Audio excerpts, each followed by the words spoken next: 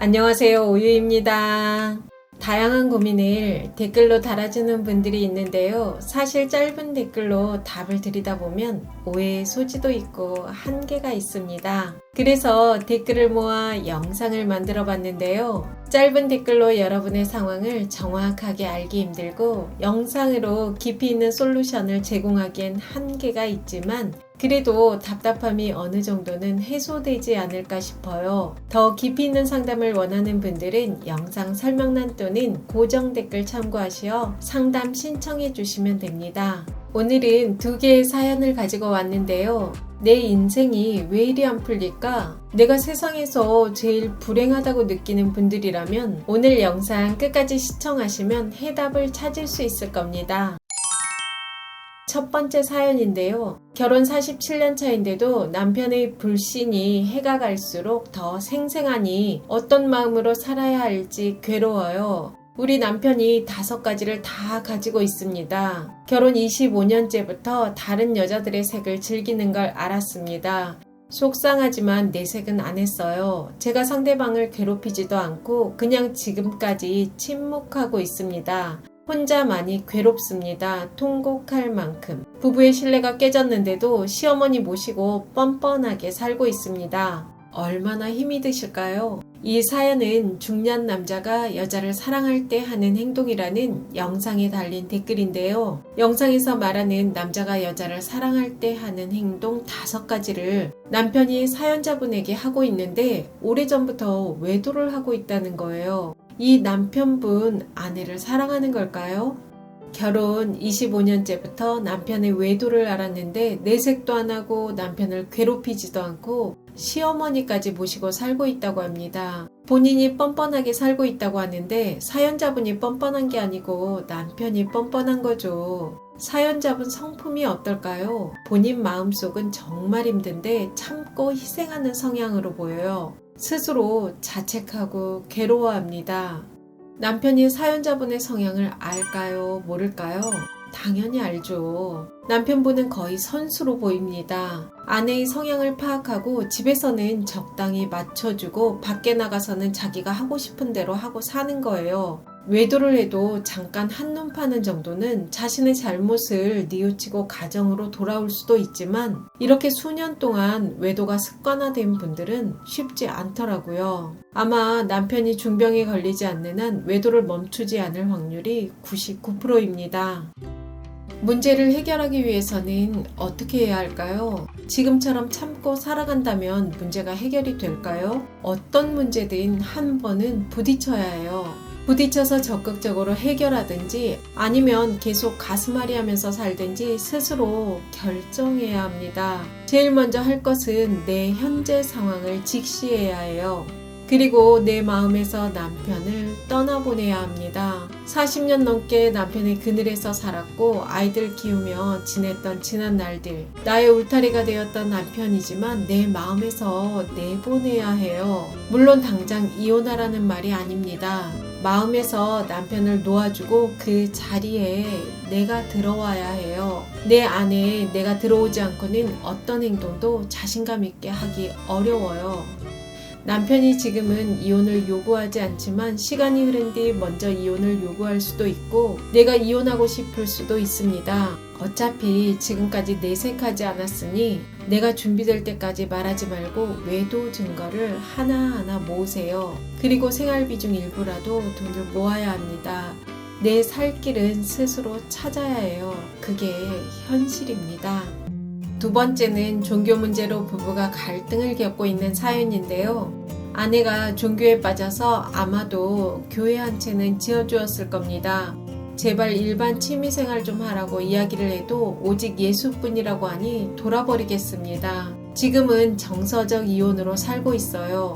참 답답하실 것 같은데요. 문제를 해결하려면 아내가 무엇 때문에 종교에 심취하는지 이유를 알면 방법을 모색할 수 있겠죠. 사람마다 기준은 차이가 있지만 사이비에 빠지거나 가정은 뒷전이고 지나치게 종교에 몰입하는 사람은 어떤 심리적 특징이 있을까요? 사이비와 일반 종교와는 차이가 있어요 라고 말하는 분도 있을 것 같은데요. 물론 있죠. 건강하게 신앙생활하는 분들 말고 정도가 지나치신 분들을 이야기하는 거라 보면 될 것 같습니다. 이런 사람들은 관찰해보면 일반적으로 인간관계에서 문제가 있거나 사회생활을 하며 긴장감이 높을 수도 있고 사회적 지지를 못 받고 있을 확률이 높습니다. 본인의 삶이 불만족스러울 수도 있어요. 자신의 삶에서 의미를 찾지 못하고 심리적 방황을 하다가 우연하게 종교를 알게 되고 그곳에서 자신의 삶의 문제를 해결하기 위해 파고드는 겁니다.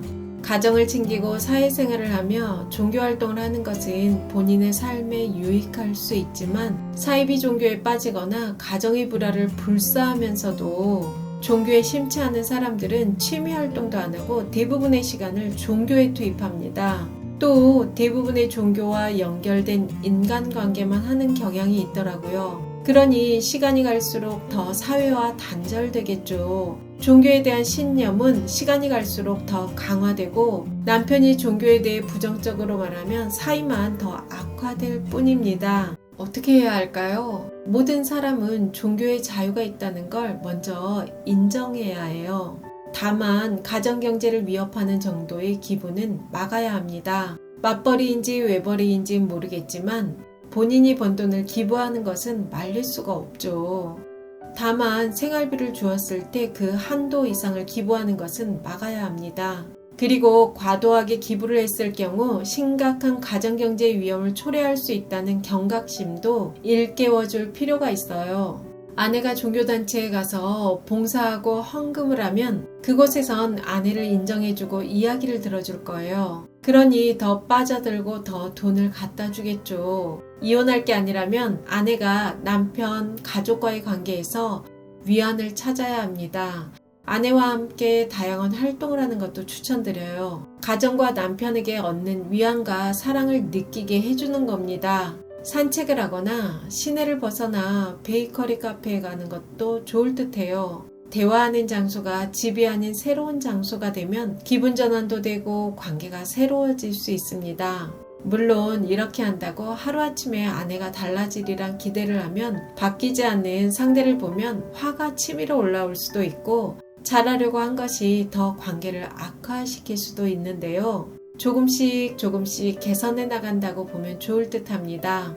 여러분은 이 두 사연 어떻게 들으셨나요? 전 이 두 가지 사연이 다른 듯 하지만 근본적인 원인은 비슷하다고 생각해요. 나의 삶의 의미를 찾지 못했을 때 나오는 문제들이죠. 빅터 프랭클의 삶의 의미를 찾아서라는 책이 있는데요. 정신과 의사가 나치 수용소에서 겪어야 했던 인간의 고통을 기록한 내용이에요. 간단하게 내용을 소개해보면 다음과 같은데요. 경험적 차원에서 보면 인간은 얼마든지 다르게 행동할 수 있다는 걸 수용소 생활은 우리에게 여실히 보여준다. 안팎으로 궁지에 몰린 상황에서도 인간은 자신의 태도를 결정할 수 있는 내적 자유를 유지할 수 있다는 사실을 깨닫는다. 궁지에 몰린 상황에서도 인간은 자신의 태도를 결정할 수 있는 내적 자유를 유지할 수 있다. 결국 수감자가 어떤 종류의 인간이 되는가 하는 것은 그 자신이 내린 내면의 결정 결과이다. 수용소 생활이라는 내부적 난관을 내부 단련의 기회로 삼는 것이 아니라 눈앞의 현실을 진지하게 받아들이지 않고 그 앞에서 눈을 감아버리는 게 상책이라 여기고 과거의 삶 속으로만 자꾸 숨으려 했다.